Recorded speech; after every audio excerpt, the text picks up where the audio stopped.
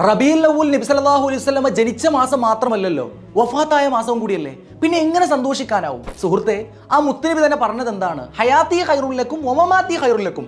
എൻ്റെ ജീവിതവും മരണവും നിങ്ങൾക്ക് ഖൈറാണെന്നാണ്, നന്മയാണെന്നാണ് ഹദീസിൽ പറഞ്ഞത്. അപ്പോൾ ഇനി ജനിച്ചത് കൊണ്ട് സന്തോഷിക്കണോ, വഫാത്തായത് കൊണ്ട് ദുഃഖിക്കണോ?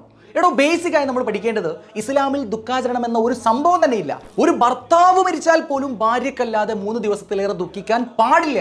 ഒരാൾ മരിച്ചതിൽ അട്ടഹസിക്കുന്നതും വെപ്രാളം പ്രകടിക്കുന്നതും ഇസ്ലാമിൽ തനിച്ച ഹറാമാണെന്ന് ഹദീസിൽ കാണാം. മരിച്ചതിൽ ദുഃഖിക്കാൻ അള്ളാഹു നിയന്ത്രണം വരുത്തിയെങ്കിലും ജനിച്ചതിൻ്റെ പേരിലുള്ള സന്തോഷിക്കുന്നതിൽ നിയന്ത്രണം വെച്ചില്ല. സന്തോഷം പ്രകടിപ്പിക്കുന്നതിന് ഖുർആനിൽ നിന്നും ഹദീസിൽ നിന്നുമുള്ള തെളിവ് കഴിഞ്ഞ എപ്പിസോഡിൽ ഞാൻ പറഞ്ഞിരുന്നു. എന്തിന് ജനനത്തിൽ സന്തോഷമായിക്കൊണ്ട് എല്ലാ തിങ്കളാഴ്ചയും മുത്തുനബി സല്ലല്ലാഹു അലൈഹി വസല്ലമ തങ്ങൾ തന്നെ നോമ്പനുഷ്ഠിച്ചതായിരുന്നല്ലോ. റബീഉൽ അവ്വലിൽ സന്തോഷിക്കുന്നത് നബിയുടെ ജനനത്തിന്റെ പേരിലാണ്, അല്ലാതെ വഫാത്തിന്റെ പേരിലല്ല. ഇന്നമൽ അഅ്മാലു ബിന്നിയാത്ത്. ഓരോ കർമ്മങ്ങളും ബന്ധപ്പെട്ടിരിക്കുന്നത് അതിൻ്റെ ഉദ്ദേശശുദ്ധിയോടെയാണ്.